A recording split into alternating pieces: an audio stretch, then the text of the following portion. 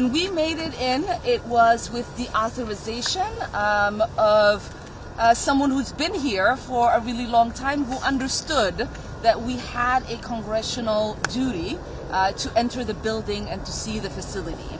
Shortly after we were let in, two officials came in and said that they received a message that we were no longer allowed to be in the building and that they were rescinding our invitation to come in and declining any further access to the building.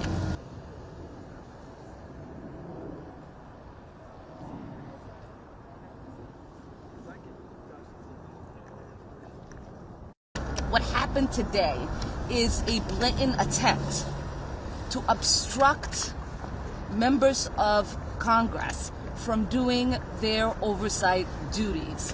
When we appropriate funds as members of Congress, we are expected by the public to do oversight because the public requires their money be used with transparency and accountability. And what happened today is ICE agents deciding that we were no longer allowed to fulfill our constitutional duties. I will turn it.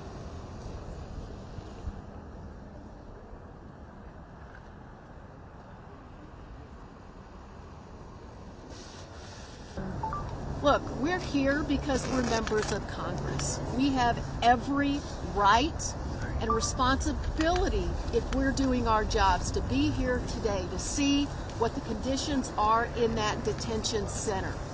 We are going to continue to show up. We're going to continue to do our job. We let ICE know, Department of Homeland Security know, that they were violating federal law. They do not care that they are violating federal law. As a physician myself, I was very interested to see what the conditions inside were. We were very briefly allowed to go in, but we saw no beds. We saw a lot of young men sitting with their heads in their hands. We were not allowed to speak to any of them. I have privacy forms that I was ready to hand out to constituents. We are better than this. This is not what our great American project should be about.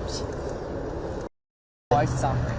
Well, this is just one more example of this administration and Kristi Noem violating the law.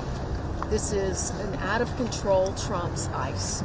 And what people at home should take is that they should call their Republican members of Congress.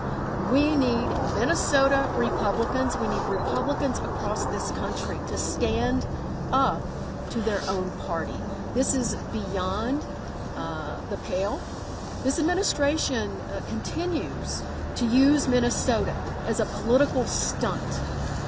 And earlier this week, it got a woman killed as we